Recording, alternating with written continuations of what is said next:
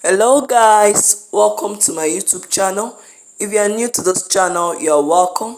If you are an old subscriber, you are welcome. Please kindly subscribe to my channel if you've not, to get notification whenever I post a new video. Thank you. Now we'll be looking at the materials needed. This is crinoline, the small crinoline, scissors, measuring tape, UHU gum, bishop cap, fishing line, or you can use your thread if you don't want to use fishing line. This is how a fishing line looks like. It's transparent. It can suit any color. Lighter and our candle gum. We use the lighter to melt the candle for gumming, or you use the one you plug into electricity if you have light. So these are the measure materials needed. Now let's begin. Now with our gum, we'll just be applying a little gum to the tip of this crinoline, just small. Okay, I'm just doing it this way because I opened it small, so just small that it's coming out. So you blow it a bit, or you allow it for 30 seconds for it to dry. So when it dries, you start using your needle and thread or your needle and fishing line to start sewing. I applied the dark gum to the tip of my crinoline, so that it doesn't fray. So I'll start sewing. You can see where I started from the under. So I'll start sewing. Sorry, I didn't know when my hand went off the camera, but I hope it's coming closer. You just to sew. So when you sew in the first one, you start sewing from the back again, just the normal running stitches, just that the one that shows at the front, you make it invisible for it not to show. Just watch to the end. You really want to see what you're doing here. Sorry, my hand is not showing close. It's coming closer now. Just the running stitch. Make sure the fishing line doesn't show at the front. You just try as much as possible for it not to show at the front, but it can show at the back because you can use the bias to cover up the under. So you keep sewing it until you get to the back this way. So when you are done, you tie it up.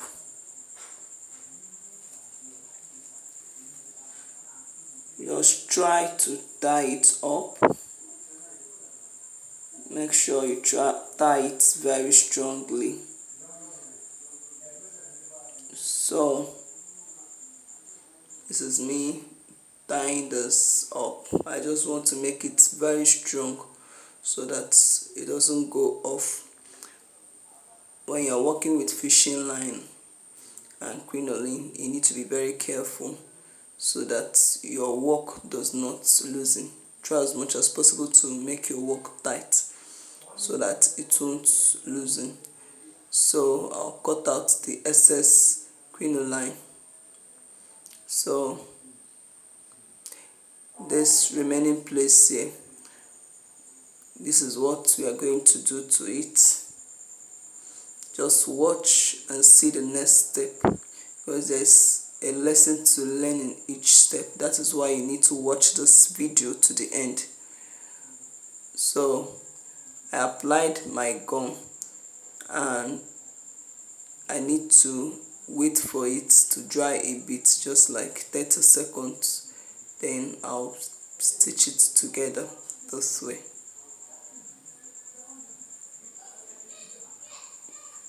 Can you see it? So that is that. So the next step now, with our crinoline, I'll apply gum at the tip again and allow it to dry for like 30 seconds. Then I'll start folding it this way. Just watch and see what I'm doing. I'm trying to get the measurement. Just watch to see the measurements we are going to use for this. Just trying to measure out the correct measurements for this. So we'll be using like,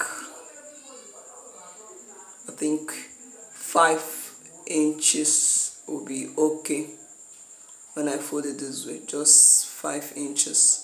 So that's what I'll be using. So I'll keep folding it this way like a bow. You can see the way I'm folding this. So when I fold, I'll use my hand to tie it down. So I'll fold this other side, you can see, and I'll use my hand to hold it down. So I'll still fold for this side, and I'll use my hand to hold it down. I'll fold for this other side as well, use my hand to hold it down, and make sure they're the same measurement. And I'll fold for the other side as well. I just saw that it is 3 this side, it's meant to be 3 the other side as well. I need to fold this other side to be 3 as well, for it to be 3 complete. So this is it.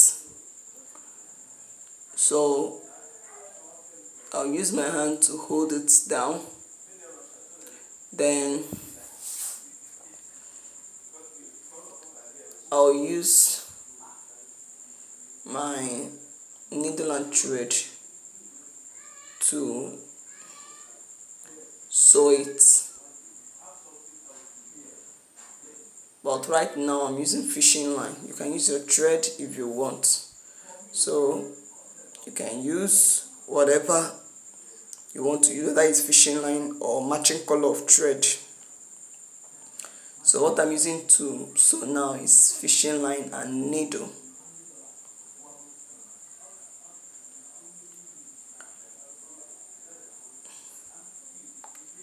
So you try as much as possible to make your work very neat. Try as much as possible to make it neat. So when you are sewing, after sewing, you cut out the excess crinoline. Then you place it at the back.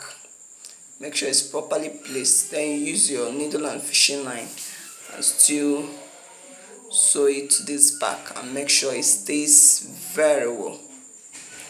Make sure it is properly placed when you are sewing. So